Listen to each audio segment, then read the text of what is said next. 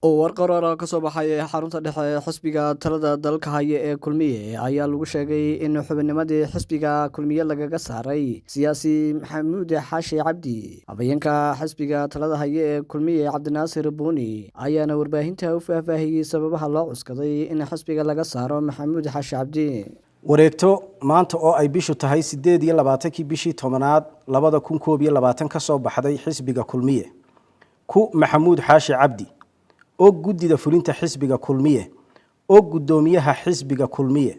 ujeeda waayid xubinnimada xisbiga kulmiye aniga oo tix raacaya go'aanka anshax marinta ah ee ay soo saareen gudida anshaxa xisbiga kulmiye maanta oo ay taariikhdu tahay 28 bishii 10aad 2021 fadhi ay yeesheen kadib markii aan la tashaday hoggaanka xisbiga kulmiye kadib markii aan la tashaday gudida fulinta xisbiga kulmiye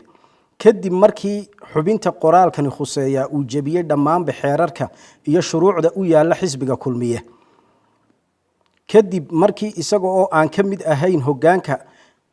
xisbiga kulmiye gudida fulinta xisbiga kulmiye iyo gudida golaha dhexe ee xisbiga kulmiye uu siyaabo khaldan uga faa'iideystay magaca xisbiga kulmiye waxaan go'aamiyay in aan si buuxda u aqbalay go'aanka gudida anshax marinta ah ee xisbiga kulmiye ii soo gudbiyeen oo ah in maxamuud xaashi cabdi uu waayay xubinnimadii xisbiga kulmiye sidaa daraadeed